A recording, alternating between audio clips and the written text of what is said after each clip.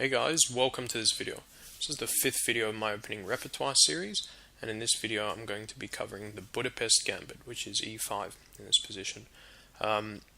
Just also quickly, I'm thinking about in future videos putting up some live games with commentary, either that or some games that were played and not live commentary and analysis on it. So if anyone has any input into what they think would be better or what they would prefer, I'd be very interested to hear about that. Alright, but let's get straight into this video with the Budapest Gambit. Now, the correct line for white, in order to get our best chances, is to take, and black has two options. He can go to g4 or he can go to e4.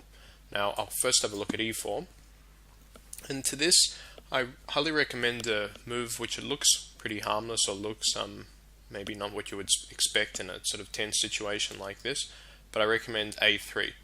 And it's a bit of a waiting move, and it also takes the b4 square. It takes the sting out of any potential later b4 bishop checks, which are frequently a tactic used in this situation. And as well, it has other uses in most sequences, as I'll show you in a second. But let's have a quick look at a continuation and show sort of what black actually wants to achieve in this gambit and how we've got to stop him as white. So knight c6, knight f3, so pretty common, and then black plays d6. Now we can get into trouble pretty quickly here.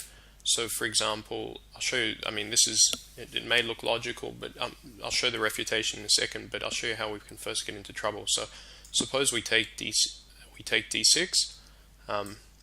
bishop takes d6. There's already potentially a lot of problem, even something like trying to fin shadow the bishop runs into this tactic here. If we take check and the queens hang, so already there's sort of a lot of quite dangerous positions. But even short of that tactic, black will experience a nice position. He'll bring out his queen out to f6, which also will prevent the b pawn from moving. He'll bring bishop out, and he'll just potentially castle long.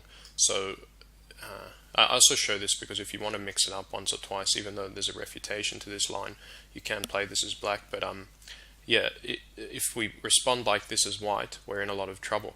So let's look at the actual correct refutation here.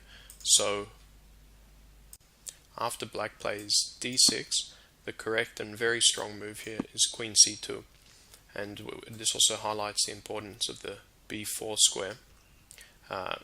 Another reason that we played that a3 is not to let the knight come to b4.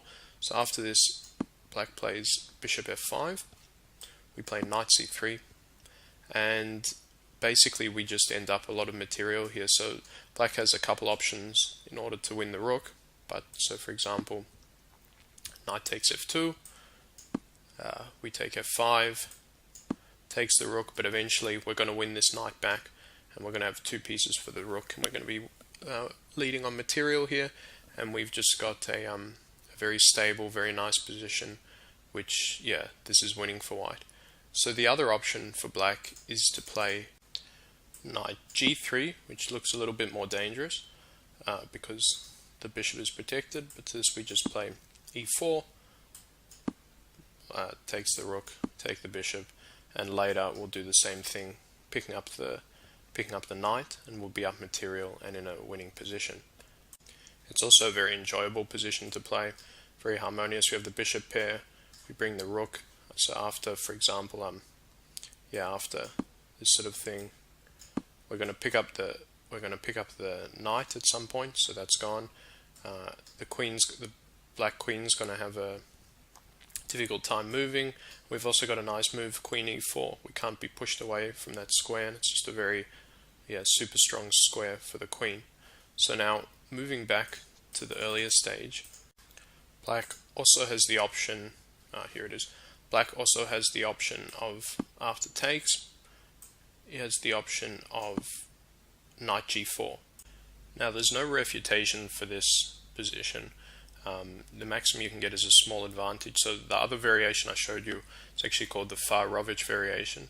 There's a refutation for this, but for this, there's a couple ways of playing. I'll show you the main way.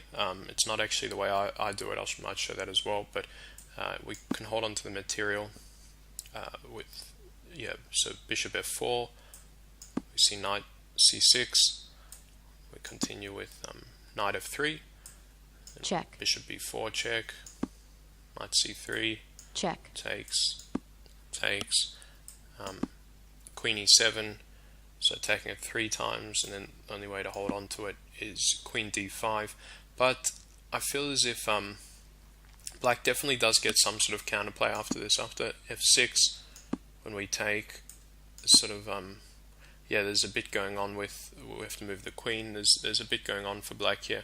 So what I prefer to do is so here in this position, I like to just give the pawn back, and I do that by playing e4, and then after knight takes, I play f4. So if you think about it psychologically, your opponent's played a gambit and is feeling pretty aggressive, and all of a sudden sort of you're the aggressor, you're the one with the superior center, pushing his knight around, and even just psychologically that's good. But this is actually just good anyway though. But and I prefer playing it like this. We're going to play pretty typical moves, these sort of things, queen d2, and you should have a nice game from here. So that's what I recommend, but either of those two variations are fine. Okay, so that pretty much wraps up the Budapest Gambit. Please leave comments on YouTube, especially regarding the live games question I posed in the beginning. But otherwise, thanks for watching.